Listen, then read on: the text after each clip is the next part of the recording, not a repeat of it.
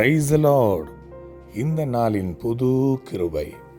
அது மீகா 2ஆம் அதிகாரம் அதனுடைய 13ஆம் வசனம். தடைகளை நீக்கி போடுகிறவர் அவர்களுக்கு முன்பாக நடந்து போகிறார்.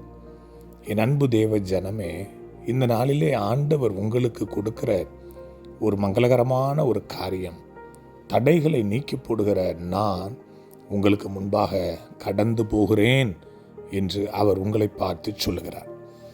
பல தடைகள், வாழ்க்கையில் பல தடைகள், பொருளாதாரத்தில் பல தடைகள், குடும்பம் முன்னேறலை, பிள்ளைகளுக்கு திருமண தடை, நல்லா படிச்சிருக்கிறாங்க, வேலை இல்லை, ஏதோ ஒரு தடை, பிஸ்னஸ் பண்ணுறோம் ஐயா, முன்னேற்றம் இல்லை, ஏதோ ஒரு தடை, மாந்திரிகம் இருக்குயா, மந்திரம் பண்ணுறாங்க ஐயா, பொறாமையினால் பல நல்ல காரியங்கள் தடுத்து போகுதுயா. இப்படி சொல்கிறீங்களா? ஆண்டவர் இன்னைக்கு உங்களை பார்த்து சொல்கிறாரு, தடைகளை நீக்கி போடுகிற நான் உங்களுக்கு முன்பாக கடந்து போகிறேன். இஸ்ரவேல் ஜனங்கள் பாருங்களேன், எகிப்திலிருந்து கானானுக்கு வரும்பொழுது பல தடைகள். அதில் மிக முக்கியமான தடை ஒன்று அந்த செங்கடல். பாருங்களேன், அவர்களை மிரட்டுனுச்சு, அவர்களை அச்சுறுத்துனுச்சு. ஜனங்கள் எல்லாரும் வேறு மாதிரிலாம் யோசித்தாங்க. ஆனால் கர்த்தர் கீழ்காற்றை அனுப்பி அந்த தடையை முறிச்சு போட்டார்.